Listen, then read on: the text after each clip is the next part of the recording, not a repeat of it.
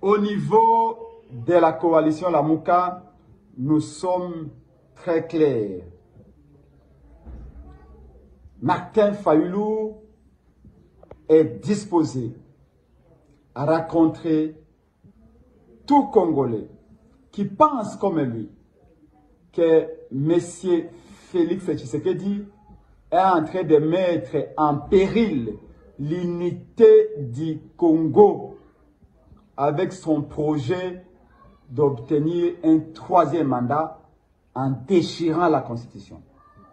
Martin Fayulu l'avait dit lors de son passage sur les antennes de France 24 que même Félix Tshisekedi, il peut discuter avec lui si ce dernier fait la confession, renonce à son projet sombre de balkaniser le Congo par le changement de la Constitution. Dès lors, Martin Fayulu a prêché pour l'unité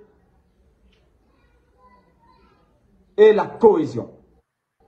Mais l'unité et la cohésion, non seulement au niveau du peuple, mais aussi au niveau de l'opposition. Par conséquent, et logiquement, nous sommes prêts à discuter avec tous nos frères de l'opposition. Tous celui qui pense comme nous qu'il faut empêcher que M. Félix Tshisekedi ait un troisième mandat. Il faut empêcher que Félix Tshisekedi puisse occasionner la balkanisation du Congo. Notre peuple est abandonné par ce régime Tshisekedi. Notre peuple n'a pas d'eau, n'a pas d'électricité, n'a pas d'emploi. Le gouverneur du Kassai central l'a dit, l'a si bien dit. Le régime Tshisekedi est un régime de mensonges et de diabolisation. Voilà pourquoi au niveau de la Mouka, nous n'allons pas céder à la diabolisation de l'UDPS, aux intimidations, aux insultes de M. Félix Tshisekedi, qui insulte et les églises et les opposants. Nous disons, nous sommes ouverts, nous sommes disposés à rencontrer d'autres pères de l'opposition pour discuter si comment on arrête ce projet diabolique du changement de la Constitution, comment on arrête cette guerre d'agression, comment on arrête la balkanisation du Congo qui est déjà programmée, et aussi comment on donne un avenir par un projet sérieux à notre peuple. La question de l'unité de l'opposition ne se pose pas. Elle est naturelle, elle va de soi. Nous allons discuter avec tout Congolais de l'opposition qui pense comme nous que le temps est arrivé pour dire ensemble que changeons Félix Tshisekedi et non la Constitution, changeons le social des Congolais et non la Constitution.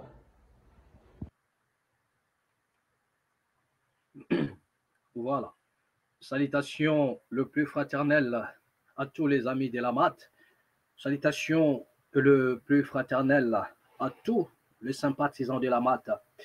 Bienvenue encore une fois de plus ici dans la MAT officielle. Merci de vous savoir assez nombreux. Merci à tous les amis qui se sont abonnés dans la MAT officielle. Merci à vous. Bien-aimés, nous allons rapidement partager avec vous. Et déjà, là, vous venez de suivre Presse Epenge. Presse Epenge qui n'a pas aussi sa bouche dans sa poche, qui vient de parler et nous donner la position de la Mouka. Rapidement, nous entrons déjà. Et voilà, nous allons faire en sorte que nous ne puissions pas être longs. Voilà. Presse Epenge qui a donné la position de la coalition Lamouka. Il a donné la position de Martin Fayulu. Il a donné la position de Martin Fayulu et de la Mouka. Nous avons suivi un journaliste qui a parlé en disant que non, Martin Fayulu doit abandonner son orgueil. Martin Fayulu, il est orgueilleux. Martin Fayulu doit aller raconter Kabila et nanani nanana. J'aimerais dire ceci à nos frères. Parce qu'à un moment donné, ne faites pas de vos pensées, de vos positionnements, l'absolu de l'ensemble de la République démocratique, de l'ensemble du Congo. Ne faites pas de vos penchants politiques l'absolu du peuple congolais. Non. Ce n'est pas parce que vous soutenez un tel et que vous voulez que les choses aillent de votre... C'est-à-dire que selon que vous voulez, et vous voudriez en même temps impliquer les autres. Non. Non. Monsieur Martin Fayoulou n'est pas un enfant. Monsieur Martin Fayoulou, c'est un homme chevronné politiquement. Mais je ne comprends pas, je regarde à la télé, nous voyons certains journalistes en train de crucifier Martin Fayoulou pour dire que non, c'est un orgueilleux, il doit abandonner son orgueil, il doit aller et rencontrer aussi, comme les autres opposants, M. Joseph Kabila. Mais bien aimé, attendez. M. Joseph Kabila a fait 18 ans au pouvoir. Il a fait son temps, il est aujourd'hui sénateur à vie. Laissez M. Joseph Kabila dans ses propres démarches. Personne n'empêche à M. Joseph Kabila de parler des affaires de la nation. Mais ne faites pas de M. Joseph Kabila la clé ou le paraclet, même si vous voulez, de la situation de la République démocratique du Congo. Donc, comme si on ne peut pas s'en passer de M. Joseph Kabila pour trouver la solution. Déjà, vous devriez comprendre que, en dehors d'être un ancien président de la République, M. Joseph Kabila le sait bien, qu'il n'est pas plus chevronné que Martin Fayoulou en politique. Nous savons que voilà, il a géré la nation pendant 18 ans, mais politiquement parlant, M. Joseph Kabila le sait bien. Il n'est pas aussi plus chevronné que M. Martin Fayoulou. Et Fayoulou aussi, de son côté, c'est un leader. Il est toujours dans une démarche politique. Et autant qu'ils sont, ils sont dans leur démarche politique. Ils sont dans une démarche politique. Et vous devriez comprendre c'est quoi les démarches politiques. Parce que le pensée de M. Martin Fayoulou est qu'il ne peut pas se faire absorber en Joseph Kabila, non, comme étant un leader. Parce que M. Joseph Kabila aussi a tendance à revenir. Déjà, vous suivez les caciques de FCC. Les caciques du FCC, ils font des sorties médiatiques pour dire que non, Kabila forever. Kabila, il va revenir, Kabila, machin, il va diriger encore. Il y a notre grand frère India Omar qui fait des sorties médiatiques pour nous dire la vérité que Kabila doit revenir. Et Kabila, il va encore diriger. Mais après, maintenant, le rencontre entre Martin Fayoulou et puis M. Joseph Kabila et les autres opposants, ça va aboutir en quoi? Quelle sera la solution de les rencontres? En dehors de ce qu'on nous dit, barrer la route à M. Félix Antoine Tshisekedi pour ne pas changer la Constitution. Ils sont légitimes pour le faire. Mais nous disons ceci. La fin va déterminer toutes choses. Parce que chaque opposant, autant qu'ils sont, ils ont des ambitions. Pas pour devenir des députés, mais ils ont des ambitions pour devenir des présidents de la République.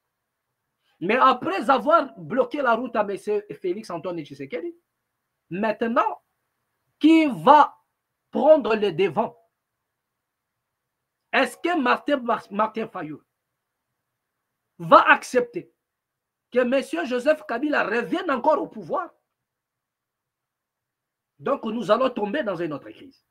Est-ce que M. Katumbi va accepter que Joseph Kabila revienne encore au pouvoir? Est-ce que M. Katumbi va accepter que, cette fois-ci, que Martin Fayoulou prenne maintenant le commande de la nation comme président de la République? Va-t-il accepter cela? Donc, nous allons tomber dans une autre crise. La raison pour laquelle j'ai dit chacun est dans sa démarche politicienne. Ils sont dans une démarche politicienne. Et dans tout ça, le peuple ne se retrouve pas. Ce que vous devez retenir, c'est quoi? C'est que la situation de la République démocratique du Congo, ce n'est pas M. Joseph Kabila qui en est la solution. Non.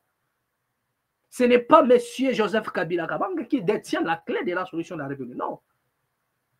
Ce n'est ni M. Martin Fayoulou, ni Katumbi, ni qui que ce soit. Parce qu'aujourd'hui, nous pouvons comprendre déjà que la chanson que nous chantent les opposants, une fois aux affaires, nous assistons à autre chose. Donc, nous ne pouvons plus être hypnotisés. C'est ça notre démarche. Mais je vois nos frères journalistes à la télé qui font de bruit inutile pour nous brandir des individus comme si c'est-à-dire que ces individus-là sont devenus les absolus de la République démocratique. Le même personne aujourd'hui qui nous disent que non, Martin Fayulu, que non, mon Joseph Kabila, c'est le même personne qui ont critiqué Kabila tout au long de la journée. C'est le même personne qui maudissait M. Joseph Kabila dans leur bouche. Moi, je ne comprends pas les comptes. Donc, les gens qui ne savent ni où ils vont, c'est-à-dire que c'est malheureux ça. Vous avez critiqué M. Joseph Kabila à un niveau au cadre. Mais aujourd'hui, M. Joseph Kabila devient le paraclet ou le centre de toutes choses. Les opposants, il faut que nous monaye, il faut aller voir M. Joseph Kabila. Mais est-ce que M. Joseph Kabila, c'est lui la clé de la solution de la RDC? Je vous ai dit que chaque politicien, et Martin Fayulu comme étant un leader politique, il le sait bien, qu'on peut se réunir aujourd'hui pour barrer la route à Joseph, à M. Félix Antoine Tshisekedi. Mais demain ou après-demain, après avoir barré la route, est-ce qu'ils vont accepter que M. Fayulu prenne le commande de la République démocratique du Congo? Jamais. Ils ne vont pas l'accepter. Donc nous allons plonger dans une autre crise. Donc par là, vous allez comprendre. C'est-à-dire que ces gens-là nous amènent dans un bateau comme s'il n'y a pas d'autre alternative. Vous venez de suivre M. Prince Epeng. Il a donné la position de Lamouka, la position de Martin Fayulu.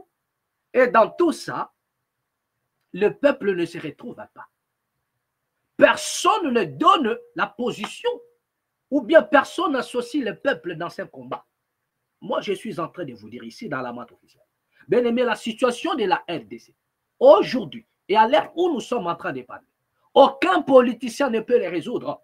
Aucun politicien, j'y répète encore, la situation de la République démocratique du Congo, aucun politicien ne peut les résoudre. Tous les discours là que vous attendez de gauche à droite, ce n'est que du blablabla. Bla, bla, bla. Voilà.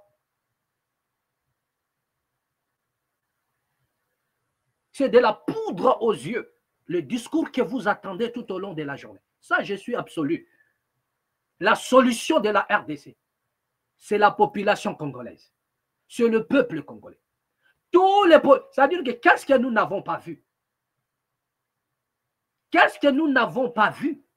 Et quoi attendre encore de cette classe politique congolaise, que ce soit du pouvoir, que ce soit de l'opposition? Et je l'ai dit pour une simple raison.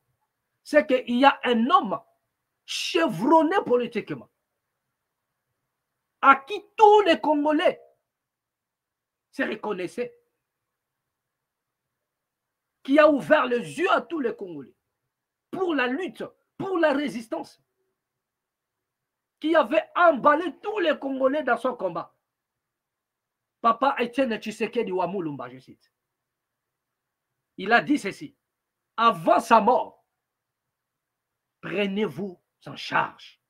Ça, c'est le parole du président Tshisekedi wa Mulumba.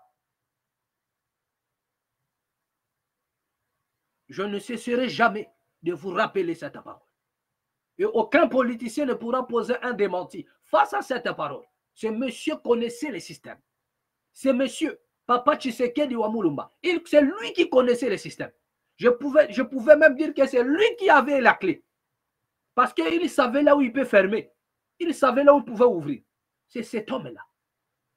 Et à la fin de ce jour, avant de partir, il nous dit, prenez-vous en charge. Ce qui veut dire, hein, ne comptez pas sur un homme politique. Parce que lui-même, c'était un grand joueur. Il se connaissait le jeu.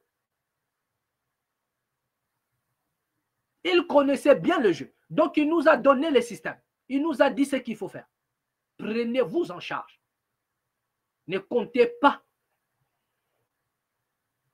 Ne vous confiez pas à un homme politique. Ils ne pourront rien. Ils seront là pour jouer le jeu aussi. Et il nous a ouvert les yeux. Qu'est-ce que nous n'avons pas vu? Et que pourrions-nous attendre de cette classe politique?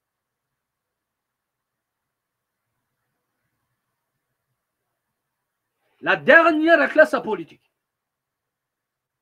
ou bien le parti politique tant entendu par la population congolaise, où le monde entier pensait qu'une fois aux affaires, le Congo va changer. Mais c'est l'UDPS. C'est l'UDPS. Aujourd'hui, l'UDPS est au pouvoir. Posons-nous la question. Je vous ai balancé la vidéo de M. Israël Lamutombo, Sango, qui a parlé de Joseph Kabila et les 6 ans du M. Félix Antoine Tshisekedi. Il a dit, faisons une comparaison. Faisons une comparaison. Nous avons insulté Kabila. Nous l'avons traité de tous les noms. Comme quoi il était étranger.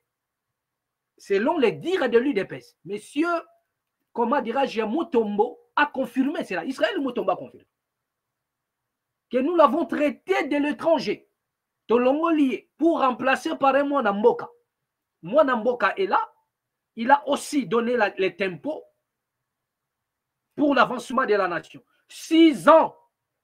Faisons maintenant une étude comparative des détournements, des vols, pour ne pas dire détournement, les vols de l'argent de l'État, des vols de l'argent du contribuable à l'époque de Joseph Kabila et à cette époque ici. Faisons une étude comparative de la situation ou bien des prix même des denrées alimentaires, des produits de première nécessité à l'époque de Joseph Kabila et à l'époque de M. Félix Antoine Tshisekedi. Ce n'est pas moi, c'est Israël Mutombo. Il dit faisons une comparaison. Le problème, ce n'est pas insulter, mais faisons une comparaison.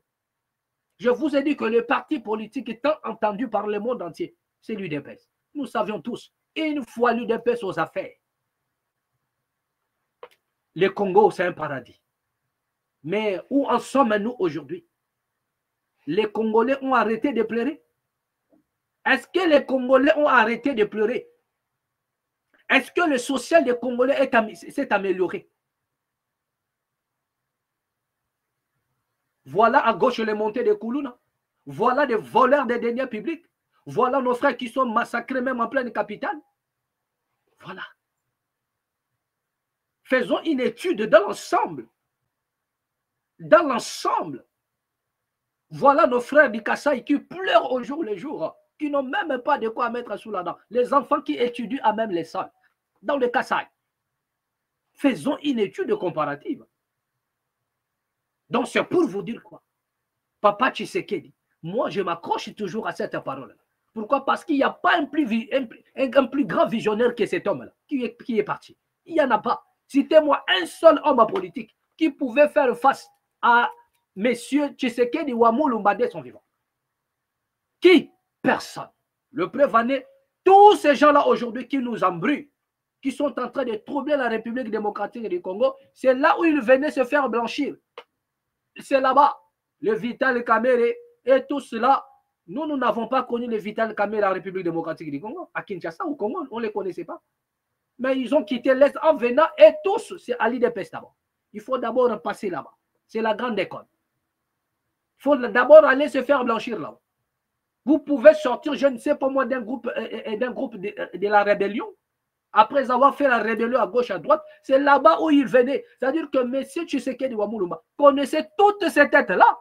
Il sait que notre telle personne, il vient de la rébellion, mais il vient, pourquoi? Parce que, et c'est la grande école, c'est le parti politique qui avait plus de l'aura en République démocratique du Congo. Donc, pour se faire blanchir, pour se faire un peu, pour s'effacer un peu, et obtenir la faveur de la population, il faut passer dans l'UDPS. C'est pourquoi beaucoup de rebelles sont passés dans l'UDPS pour se faire blanchir. Et vous avez même vu la photo de Willy Ngoma. On ne savait pas que ce monsieur il était membre de l'UDPS. Nous avons vu Willy Ngoma à l'UDPS. Il y a eu des photos, il a balancé. Ils ont balancé des photos. Donc, monsieur Etienne Tshisekedi, papa Etienne Tshisekedi, connaissait tous ces gens-là. Il les connaît. C'est pourquoi, avant sa mort, il a dit, prenez-vous en charge. Donc, moi, j'ai dit que la solution de la République démocratique du Congo, ce n'est ni Joseph Kabila, ce n'est ni Martin Fayulu, ce n'est ni Moïse Katumbi, ce n'est aucun Congolais. Aucun Congolais. Ce n'est même pas des rebelles qui nous embrument matin, midi, soir. Raison pour laquelle je vous ai dit, nous ne ferons jamais l'apologie d'un homme, d'un rebelle ici. Non. Moins encore des partis politiques. Parce que qu'est-ce que nous n'avons pas vu?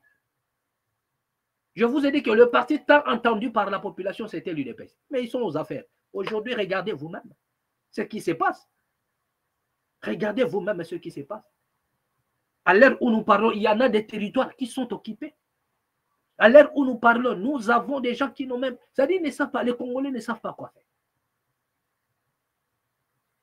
Le chef de l'État lui-même a dit explicitement que l'État n'a pas du boulot pour tous les jeunes. Il n'a pas du boulot pour les jeunes. Mais que ferions? Maintenant, les jeunes, ils feront quoi? Ils vont plonger dans le désespoir. Voilà la nation, là où nous sommes nés.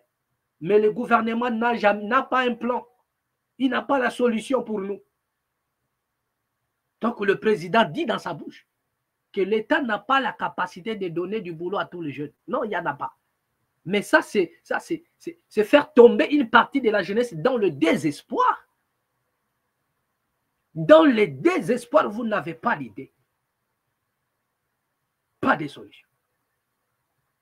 Nous avons connu Mouzé Laurent Désiré Kabila qui est venu pour réglementer certaines choses, mais derrière lui, le problème, ce n'est pas le plan qu'il avait, mais le problème, c'était les alliances qu'il avait fait, qui nous a plongé aussi dans un chaos.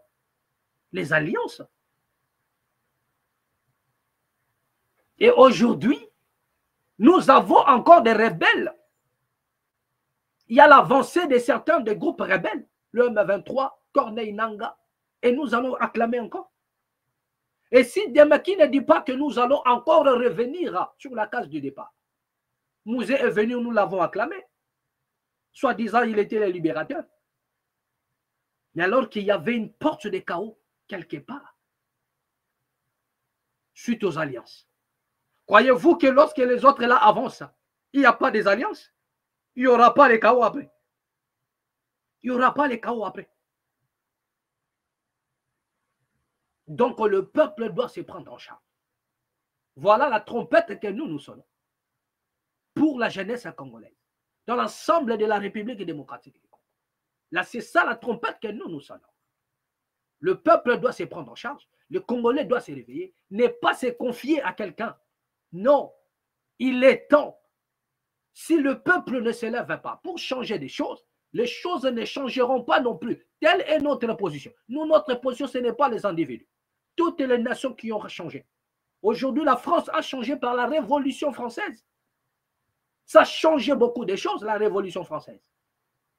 Et pourquoi pas qu'on parle aussi de la Révolution congolaise, de la Révolution maintenant à la congolaise, pour changer toutes choses. Et j'ai dit que c'était ça la purification.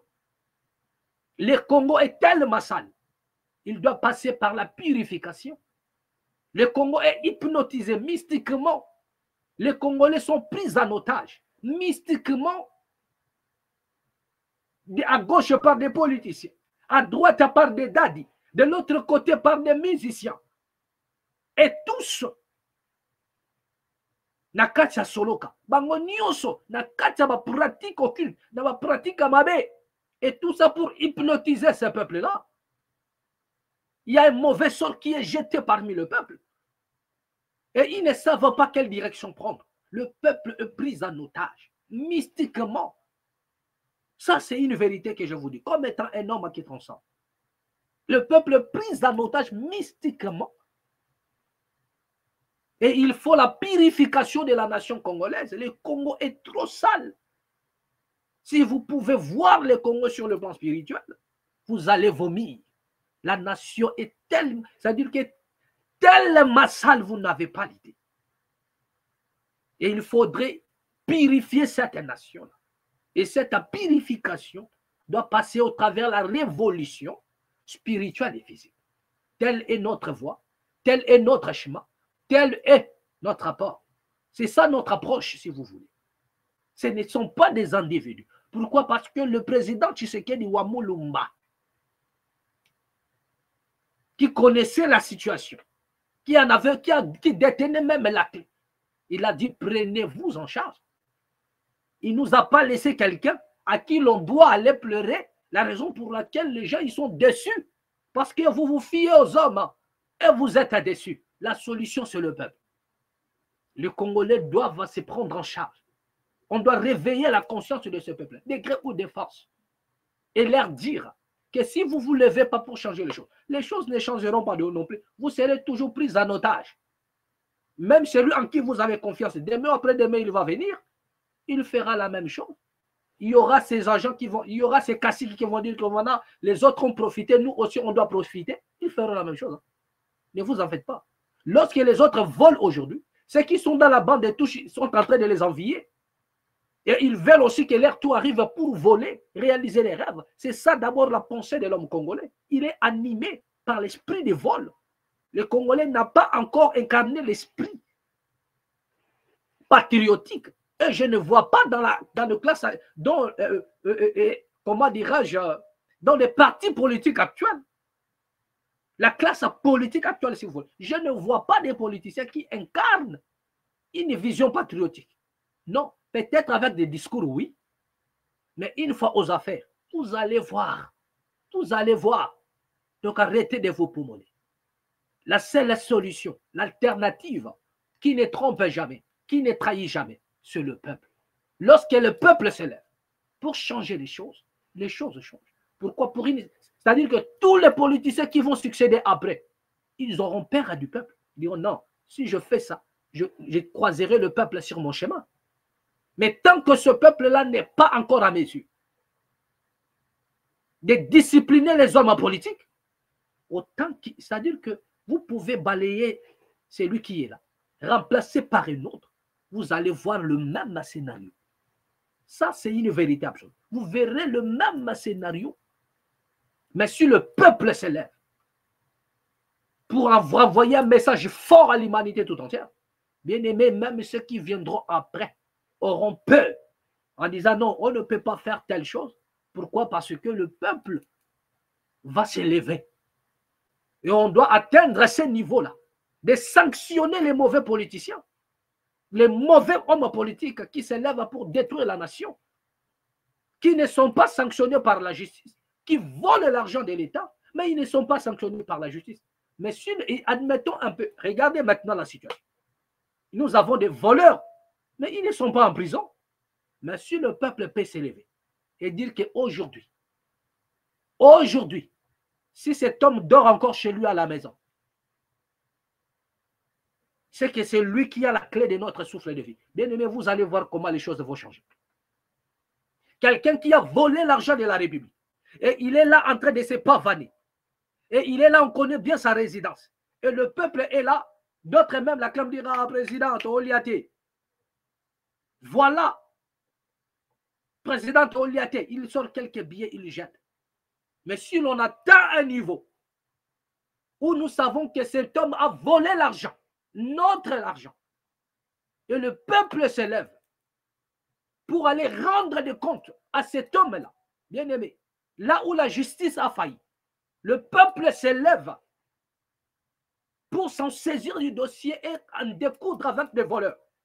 Bien aimé, ils ne vont plus voler parce qu'ils n'auront même pas la place à où poser la tête. Donc ils seront même assignés eux-mêmes à résidence à surveiller. Bango Mongo va commis à résidence à surveiller parce qu'il ne peut pas sortir dehors. Il va croiser le peuple. C'est-à-dire qu'ils seront sécurisés, mais tellement le peuple est là. Même sécurité est cocatée. La justice sera obligée de dire que non, va seulement en prison. Va. Parce qu'avec ça, nous ne pouvons rien faire. C'est la population qui détient la clé du changement. Donc, ressaisissez-vous un peu, chers journalistes. Ne ramenez pas le monde selon vos penchants, vos sentiments politiques, parce que vous êtes pro telle personne et vous voulez faire de vos pensées l'absolu de tous les coups. Non, ce n'est pas ça. Et nous qui montons souvent, et dans les auteurs, quand nous regardons la situation, nous disons, c'est le peuple qui doit s'élever. Raison pour laquelle nous parlons Et nous vous disons ces choses pour que l'esprit entende ce que nous sommes en train de dire. Pour que les Congolais entendent ce que l'esprit dit.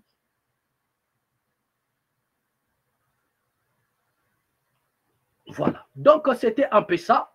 Donc, excusez-moi un peu, nous n'avons même pas présenté c'est quoi nous allons partager aujourd'hui, mais je disais que nous allons nous efforcer pour ne pas être long. Donc, on nous signale ici, c'est en quoi nous allons peut-être parler, la route de Goma et Rutshuru, le trafic est suspendu. Donc, depuis hier, il y en a déjà il y a des affrontements.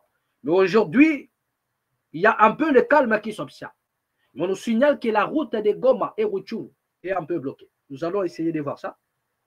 Voilà. Donc, on nous signale aussi, il y a une tentative et on nous signale aussi quelque chose sur les tentatives de la modification ou du changement de la Constitution. Nous allons essayer d'en parler.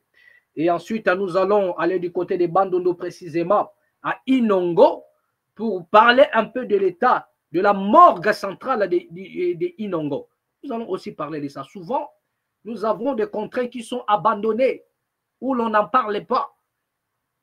On ne parle jamais. C'est-à-dire que les gens croient que le Congo, c'est Kinshasa.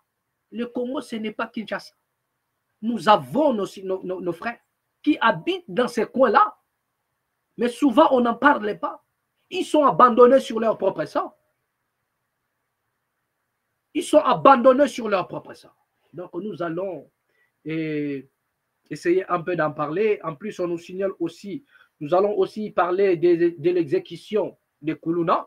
Nous allons voir où en sommes-nous avec cette situation de l'exécution de Kuluna. Voilà. Donc, comme je disais tantôt, la route à Goma et Rutshuru, le trafic est suspendu. Nous allons voir un peu ce qu'on nous signale là-bas. Donc, merci à tous les amis qui se sont abonnés dans la mat. Plan Succès de là, vous vous retrouvez. Que la paix soit au centre de vos vies. Abonnez-vous. Abonnez-vous dans la mat officielle, bien-aimé. Abonnez-vous. Voilà. Donc, voilà ce qu'on nous signale. FARDC M23.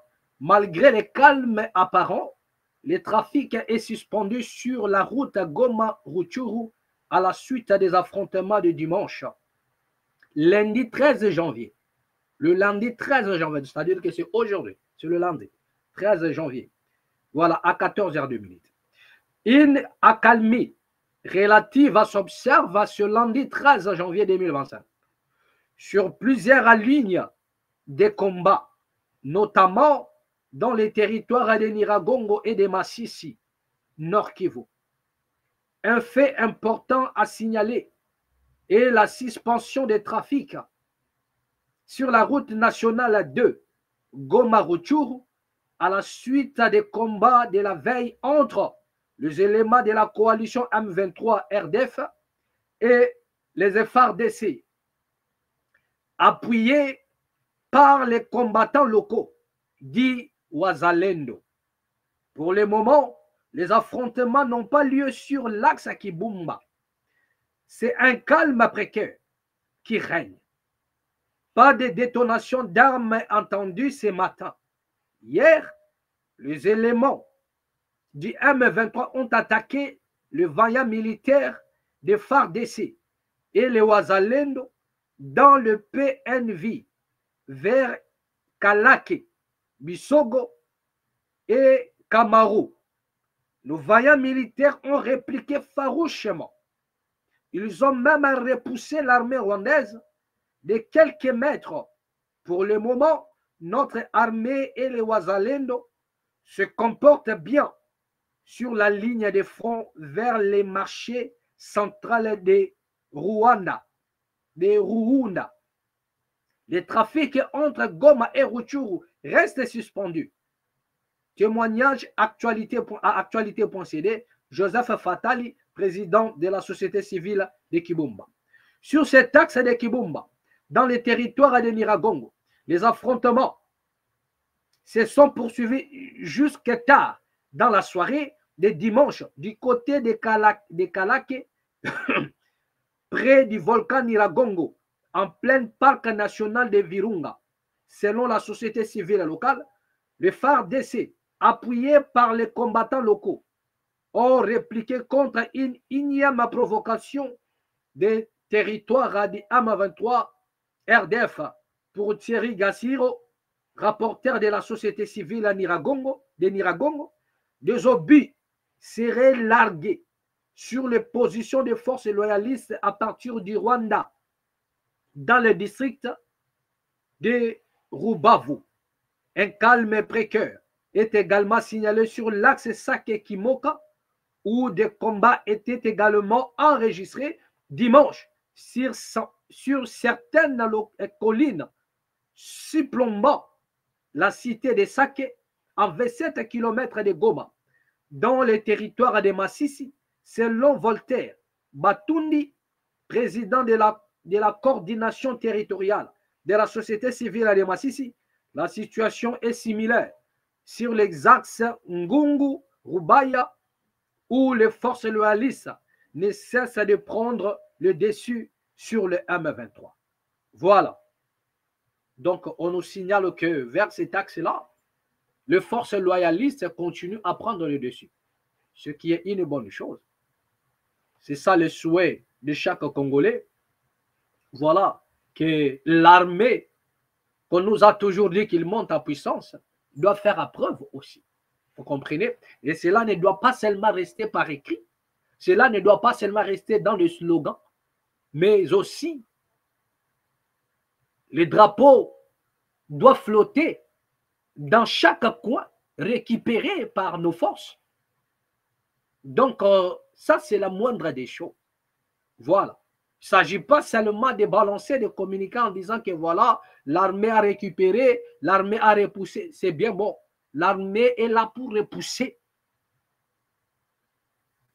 Mais ce qui serait encore trop bien, c'est lorsque les Congolais verront aussi des preuves comme quoi les territoires sont bel et bien récupérés.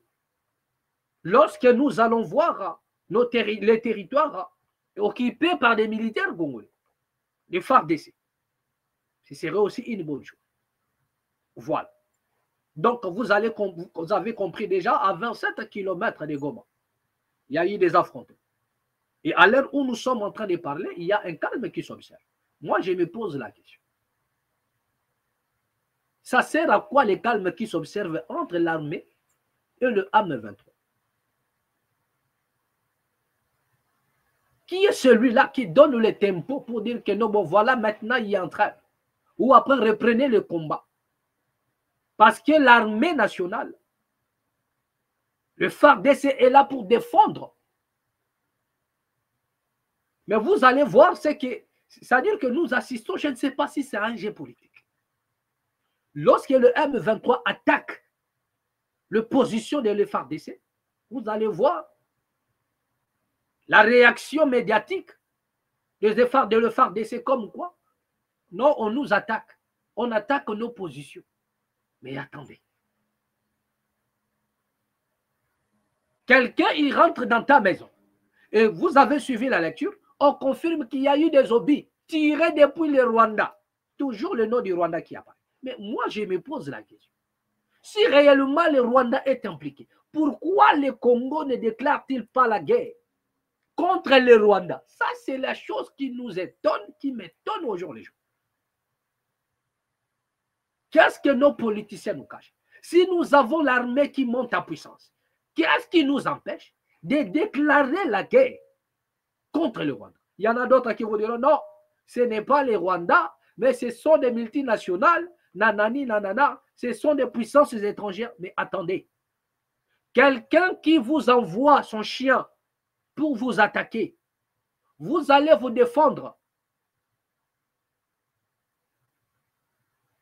Quand votre défense va se diriger contre les chiens ou votre défense va se diriger contre celui qui vous a envoyé les chiens? Voilà la question que je pose. Il y a un homme qui est assis chez lui tranquillement. Et il prend son chien, il l'envoie pour vous attaquer. Et le chien vient vous attaquer chez vous. Et votre réponse, votre riposte, votre réaction, va se tourner vers le chien, vers celui qui a envoyé les chiens, ou bien vers les chiens qui vous attaquent à domicile. Moi, je crois que cela n'a pas besoin d'une philosophie pour comprendre ça. C'est clair. Vous m'envoyez un chien, je me prépare à attaquer, à contre-attaquer les chiens. Et ensuite, on verra. Et ensuite, on va s'apprendre à celui qui a envoyé les chiens.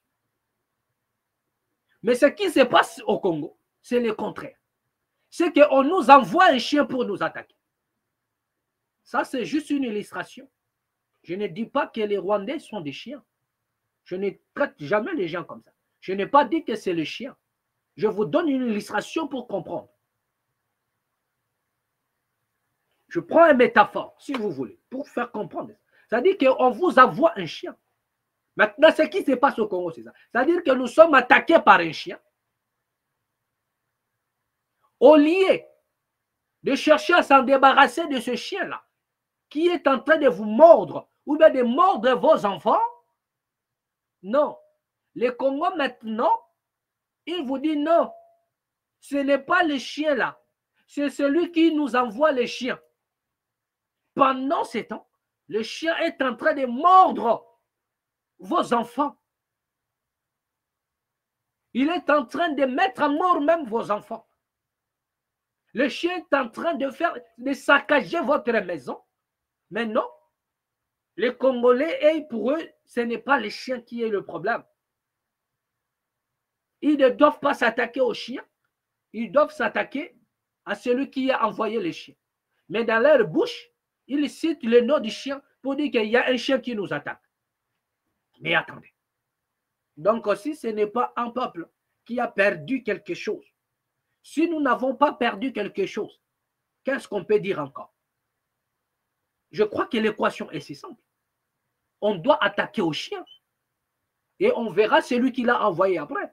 Donc, c'est la raison pour laquelle je dis, le Rwanda est toujours cité, mais si réellement le Rwanda est derrière ce qui nous arrive, si réellement le Rwanda est impliqué, mais pourquoi ne pas attaquer le Rwanda? Pourquoi ne pas déclarer la guerre contre le Rwanda? On ne peut pas dire que l'armée congolaise est montée en puissance alors que nous sommes incapables de déclarer une guerre contre le Rwanda. Donc, tout ça, donc c'est que tout ça là, c'est du blablabla.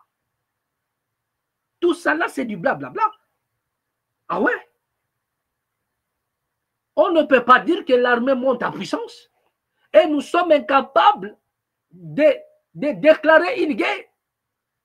Parce que ce que le Rwanda fait, selon ce que nous venons de lire, selon ce qu'on nous déclare, c'est une déclaration de guerre. Mais comment le Rwanda peut nous déclarer la guerre? Mais au lieu de faire face, non. Vous allez entendre par-ci par-là, non. Vous savez que cette guerre-là, ce n'est pas le Rwanda.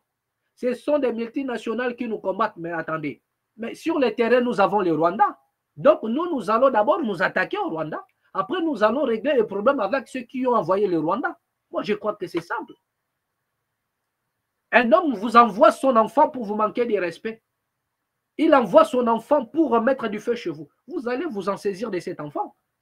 Et après, vous allez rendre des comptes après à ces messieurs. Je crois que c'est clair. Mais je ne sais pas qu'est-ce qu'on veut nous faire croire en République démocratique. Qu'est-ce que les autorités congolaises veulent nous faire croire? Le Congo est attaqué par le Rwanda. Le Rwanda est impliqué. On nous parle de l'agression rwandaise. On nous parle des attaques multipliées du Rwanda. Mais le Congo n'arrive pas à dénoncer ou bien à déclarer une guerre contre le Rwanda. Et la deuxième des choses, lorsque nous sommes attaqués, nous nous plaignons seulement de nos positions. Non, les M23 ont attaqué notre positionnement. Mais est-ce que le Congo, ça veut dire quoi? Je ne sais pas. Est-ce que nous avons partagé le pays en deux ou pas? On doit nous le dire. Soit nous avons déjà partagé le pays. Chacun doit garder son coin. Non. Lorsque les Congolais et FARDC attaquent le M23, vous allez entendre le communiqué. Non, comment dirais-je, l'armée congolaise attaque nos positions. Mais est-ce que les rebelles ont des positions? Est-ce que les rebelles ont des territoires qui les appartiennent? Est-ce que l'armée nationale a besoin d'observer une trêve pour éradiquer les rebelles de son territoire? Où avez-vous vu cela? Donc les Congolais aussi, ils sont là, l'armée congolaise est là, il garde aussi sa position. Lorsqu'il est attaqué, il se plaint. Non, l'armée ne doit pas se plaindre. L'armée doit attaquer à tout moment. L'armée a pour mission de repousser l'ennemi. Nous n'avons pas de trêve à observer. Lorsqu'il s'agit de l'intégrité territoriale, il n'y a pas de trêve à observer. Il n'y en a pas.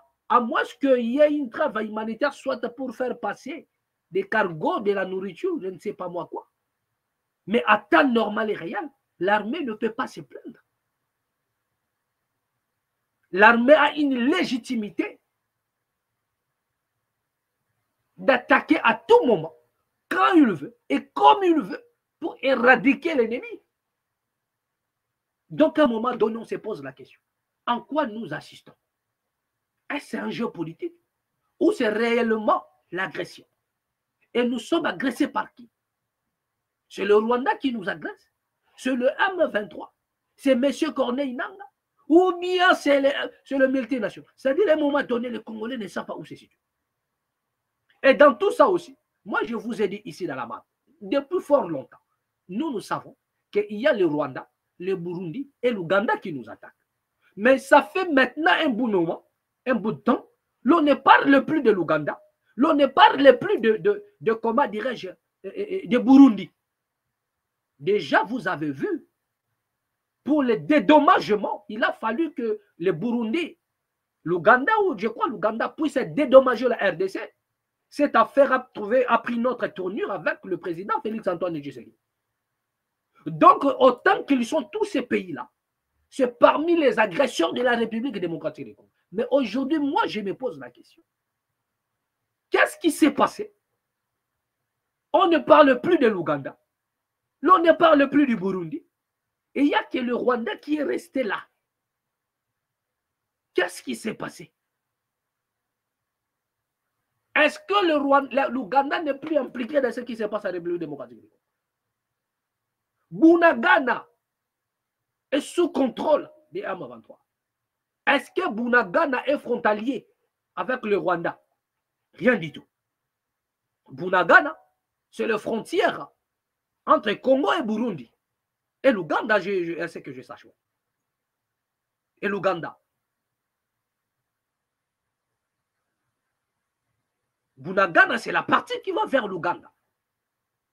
Mais comment est-ce que l'Ouganda n'est pas impliqué aujourd'hui? On ne parle pas de l'Ouganda.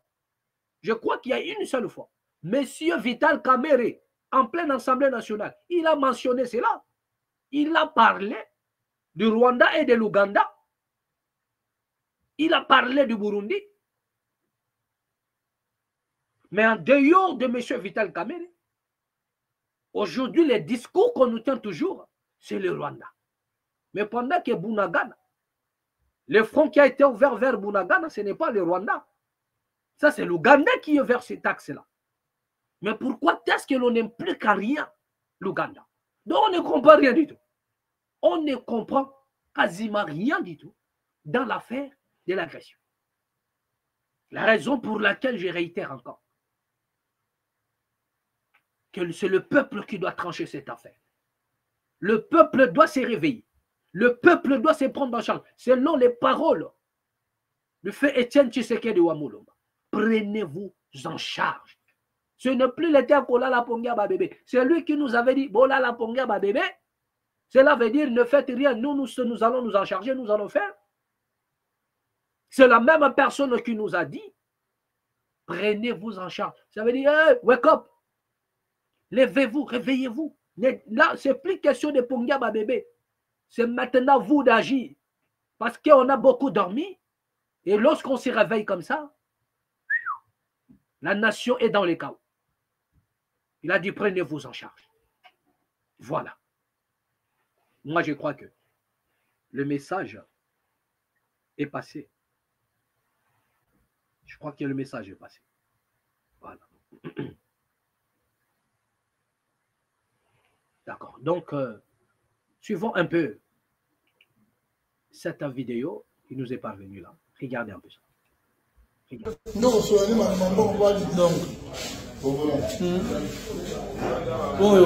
recette de bichopo, voici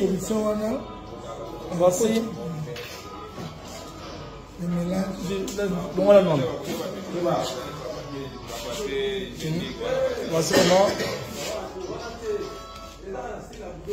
les saucissons que vous mangez,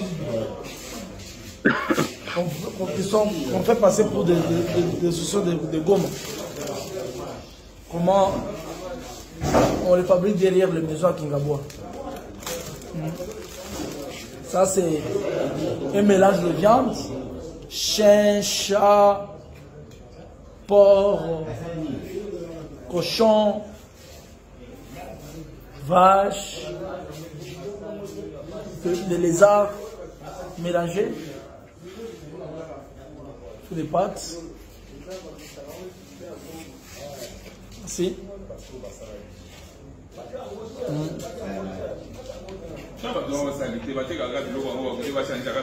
Par ces groupes de gens ici. Par ces gens-là.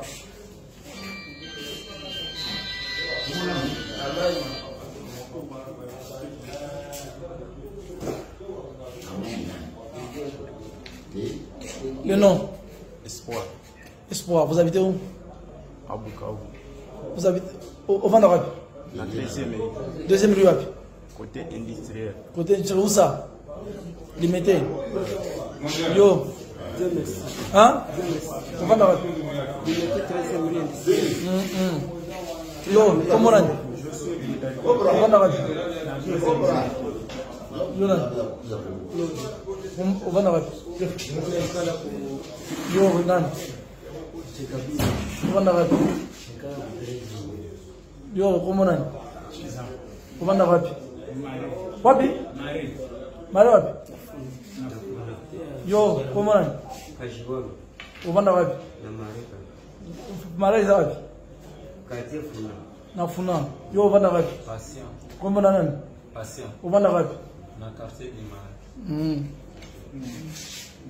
Mokolo société on a. Nani mokolo zabino mokolo société. Chef. Yonan. Chef Razan. Yonde domestique, yonde chef abatu. Yabino ici les Arabes. Na 13e rue. Bino yabino ici les Arabes. Na Mari na Funa. Ndebo sa kabilo ko. So, mugenda na ngapi? Boteka ngapi? Botangu saka. Yo, boteka ngapi? Boteka ngapi? Ah, yo boteka ngapi?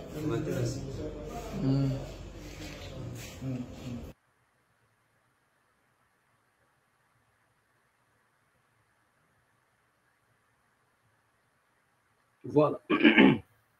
Donc, bien aimé, ce que vous êtes en train de voir là, ça se passe à Kinshasa. Regardez un peu, et lorsque vous essayez, c'est-à-dire que si vous remontez un peu la filière, vous allez vous rendre compte qu'il y a soit un Chinois derrière ça, soit un Libanais, un Indo-Pakistanais. C'est-à-dire que si vous essayez, qui en est le. Alors là, vous allez voir que les responsables ont fui. Dans la plupart, ils ne sont pas là. Ils vous donnent seulement ce que vous allez faire après parce qu'ils savent qu'il faut de n'importe quoi. Regardez comment est-ce que les Congolais est empoisonné au jour le jour. Est-ce que ça, c'est le Rwanda? Est-ce que ça, c'est le Rwanda qui fait ça? Est-ce que ça, c'est le multinational qui fait ça? Posez-vous la question. De regarder comment est-ce que le Congolais est devenu insensible. Le mélange de n'importe quoi pour empoisonner. C'est-à-dire que, est-ce que ces gens-là, ils sont différents de Kouloulou? Donc, je vous ai dit que l'insécurité est partout. Je vous ai parlé de l'insécurité alimentaire. Je vous ai dit ça. Je vous ai parlé de l'insécurité alimentaire. Et regardez ce qu'on fait manger les Congolais. Et j'ai dit, si vous suivez bien ça, vous allez trouver que soit c'est un Chinois, ou soit un Indien ou un Libanais, un Indo-Pakistanais qui est derrière tout ça. Mais vous allez voir que cette affaire-là va tourner en cacahuète. Cette affaire-là, on va tourner la page. Posez-vous la question. Combien de temps que ces gens-là ont fait manger les Congolais de n'importe quoi? La merde. Ça fait combien de temps que les Congolais mangent de n'importe quoi? La raison pour laquelle j'en appelle à mes frères congolais. Mieux vaut liama tembele. Oh, yebi que nazo liama tembele nanga yango. Que d'aller, je ne sais pas moi, chercher l'extravagance. De manger des choses, je ne sais pas moi, pour... Parce qu'à l'ère actuelle, tout va mal. Tellement il y a la crise, il y a de l'insécurité partout. On vous fait manger de n'importe quoi.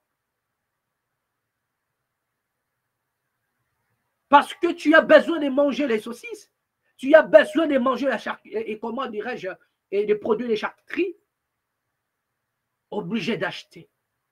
Moi, je vous exhorte à mes frères. Ne vous laissez pas. Peut-être Missunyo Bazotanga, peut-être ce n'est même pas ça. Peut-être c'est mélangé même avec na bébé. Peut-être ils vont aller chercher même des...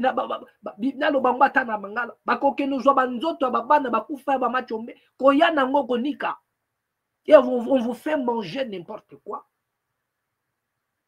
Et nous croyons, nous osons croire hein, que la justice va se prononcer et remonter la filière. Et depuis, ça veut dire quoi? Celui qui a mis en place cet endroit. Donc même celui qui a loué, qui a donné cet endroit aux criminels, ça ce sont des criminels. Donc toi loué ces bilons d'accord. Et les propriétaires, et celui qui est à la tête de cette organisation criminelle, ils doivent être mis aux arrêts. Et nous allons veiller sur ça. Au jour le jour, nous allons veiller sur ça. Les Congolais ne doivent pas manger de n'importe quoi parce qu'ils souffrent. Ça, c'est une manière de tuer les gens. Voilà encore d'autres criminels. Et c'est de l'insécurité. Tout ça pourquoi? Parce que le pays va mal. Voilà ce que l'injustice sociale peut causer. Le pays est devenu un passoire. Hier, vous avez vu comment est-ce que les Tunisiens, quand je parle hier, ce n'est pas hier d'hier, en 2024 ou 2023 ici, vous avez vu des Tunisiens qui ont quitté la Tunisie pour venir à tuer les Congolais avec ces substances qu'on appelle la bombée. Ils sont venus masse. Je ne sais pas, est-ce que ces gens-là, ils sont libérés ou ils sont toujours... Voilà des gens, okay, on doit condamner à mort. Dans des pays comme des Thaïlande, ils ne blaguent pas. Lorsque vous venez pour, comment dirais-je, manipuler la population parce qu'ils sont pauvres, mais c'est la rigueur de la loi que vous allez croiser. En Thaïlande, on ne veut pas faire n'importe quoi. Les gens qui viennent manipuler des mineurs parce qu'ils sont dans la pauvreté, ils ont des peines même de 90 ans de prison. Donc, dans un pays qui est pauvre, la justice doit s'exprimer, la justice doit être forte pour empêcher qu'il y ait des choses comme ça. Mais au Congo, c'est le contraire. Non seulement il y a la pauvreté, non seulement il y a la souffrance, mais la rigueur de la justice aussi n'est pas mise en place.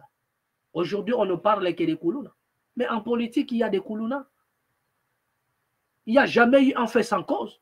Oui, les Koulouna doivent subir la rigueur de la loi. Oui. Mais il y en a des Koulouna qui sont en train de créer d'autres Koulouna. Il y a des Koulouna dans la politique qui créent maintenant des Koulouna de la rue. Et la justice doit être à la hauteur pour éradiquer tous ces phénomènes. Je crois que le message est passé. Mais qui vivra, verra. Voilà. On nous parle ici de la tentative de modification ou de changement de la Constitution, voilà ce qu'on nous dit. Tentative de modification ou de changement de la Constitution. Une ligne rouge à ne pas franchir. Voilà. Lundi 13, aujourd'hui. Voilà, c'est l'info qui nous est parvenue encore aujourd'hui. Voilà.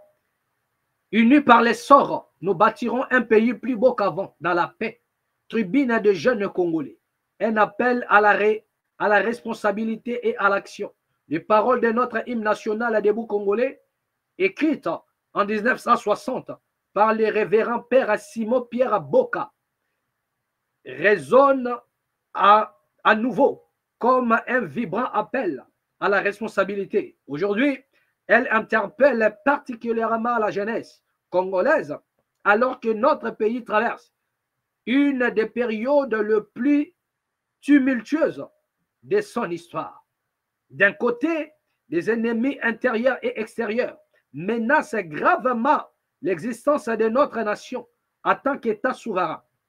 Ces ennemis s'expriment à travers les divers mouvements rebelles et terroristes tels que le M23, les ADF, les AFDLR, les Codeco, les Mobondo, entre autres.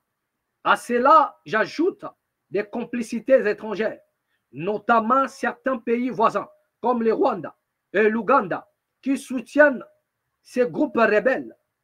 En parallèle, certaines multinationales motivées par des intérêts économiques alimentent ces conflits en sémant désolation et pertes humaines. D'un autre côté, les ennemis de l'intérieur, sauf naïfs dans leurs intentions, mais néanmoins nuisibles par leurs actes, contribuent à la crise actuelle. Des responsables politiques, des citoyens ordinaires, des fonctionnaires, des médecins et des avocats.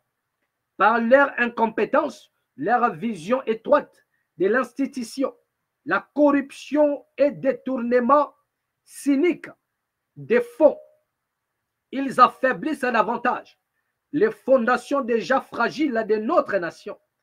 Face à ces multiples menaces, nous, jeunes Congolais issus d'horizons divers, portons sur nos épaules la responsabilité d'un questionnement profond sur l'avenir de notre pays. Le Congo, avec son potentiel immense, doit se transformer et émerger. Nous nous interrogeons sur l'héritage que nos aînés nous laissent. L'état critique de notre pays dans presque tous les acteurs nous impose d'agir sans délai pour bâtir un avenir à la hauteur des aspirations de notre peuple. Dans cet esprit, nous dressons un état de lieu synthétique de la situation actuelle pour éveiller les consciences et mobiliser notre jeunesse. 1. Situation socio-économique. Le tissu social de notre pays se détériore à un rythme alarmant. L'inflation galopante et la dévaluation de notre monnaie ont réduit dramatiquement le pouvoir d'achat des ménages, plongeant ainsi une grande partie de la population dans une précarité insoutenable. Le chômage des jeunes, qui reste à un niveau inacceptable, reflète un climat des affaires peu favorable aux initiatives entrepreneuriales. Ces défis, s'ils ne sont pas relevés avec sérieux et innovation, compromettant tout espoir de développement durable. 2. Gouvernance. La corruption, le détournement des fonds publics, le clientélisme, le népotisme et le tribalisme continuent de gangréner l'administration publique. Ces pratiques érigées en système détruisent la confiance entre les citoyens et leurs dirigeants, empêchent ainsi la mise en place d'un leadership efficace pour sortir le pays de l'impasse. 3. Justice et droits de l'homme. Les états généraux de la justice n'ont malheureusement pas produit les résultats escomptés. La justice demeure instrumentalisée par les élites politiques et certains des participants à ces assises ont même cherché à renforcer cette manipulation. Des dossiers judiciaires fabriqués servent à museler les opposants et activistes. Beaucoup se retrouvent en détention prolongée, bien au-delà des délais prévus par la loi. Aujourd'hui, en République démocratique du Congo, la justice reste une arme au service des plus puissants. 4. Infrastructures. Les États désastreux des infrastructures nationales handicapent lourdement notre développement. Les voies ferrées vétustes, les routes impraticables et le manque d'accès aux zones agricoles entravent la mobilité des populations et des biens des infrastructures sanitaires et éducatives, pour la plupart hérités de l'époque coloniale, sont dans un état de délabrement avancé. Pendant ce temps, seuls les Congolais les plus aisés peuvent se permettre des soins à l'étranger, abandonnant la majorité de la population à un système de santé inefficace et inéquitable. 5. Sécurité. L'état de la sécurité en République démocratique du Congo est alarmant, mettant en lumière l'affaiblissement de l'autorité de l'État et l'incapacité des institutions à assurer la protection des citoyens sur l'ensemble du territoire national.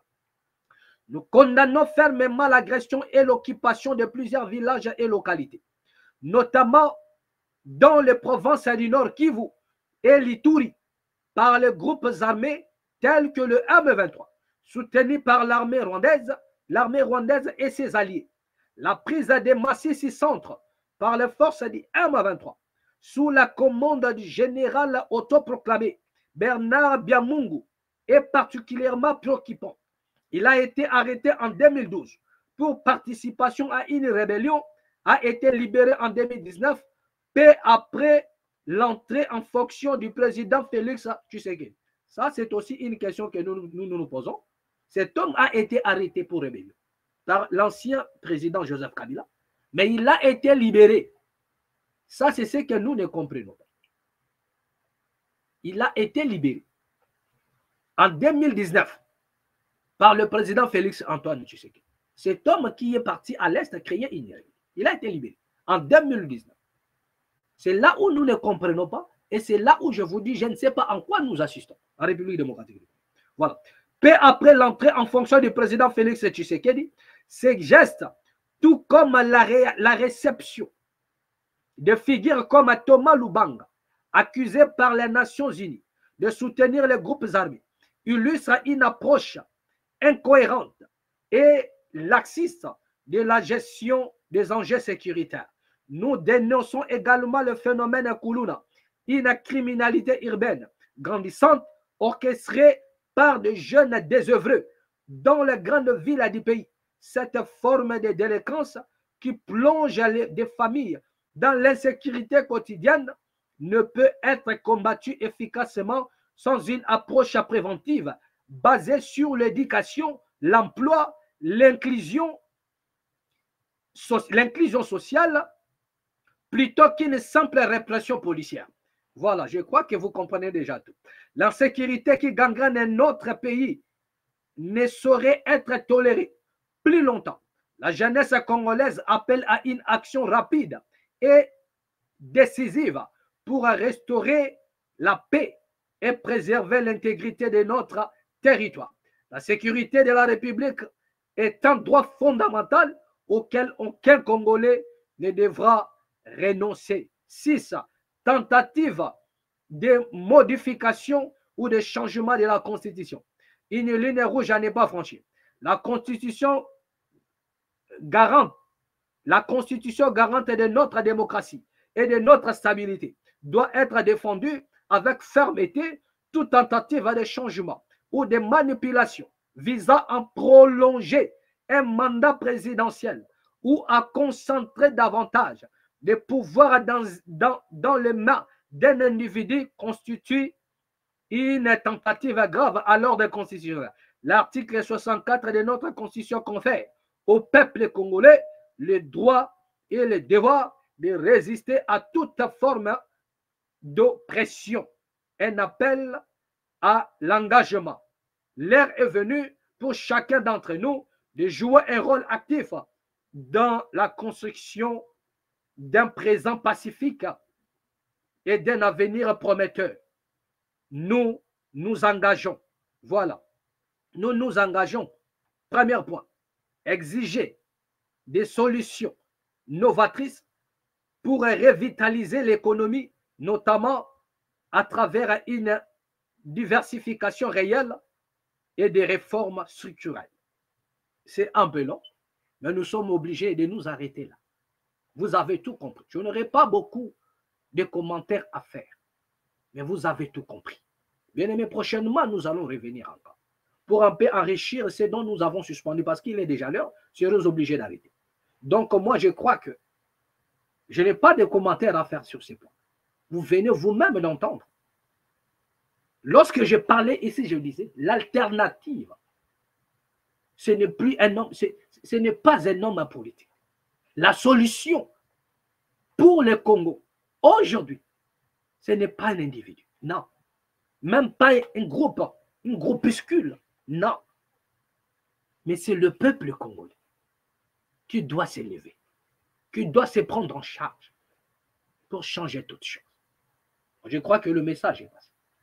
Merci. Merci à tous ceux-là qui nous ont suivis. Merci à tous les amis de la BAT. Abonnez-vous encore une fois de plus. Grâce à vous, nous sommes là, augmentons encore la mercure. Ne vous arrêtez pas. Abonnez-vous massivement. Nous sommes là, merci. Et à nous revoir au prochain numéro.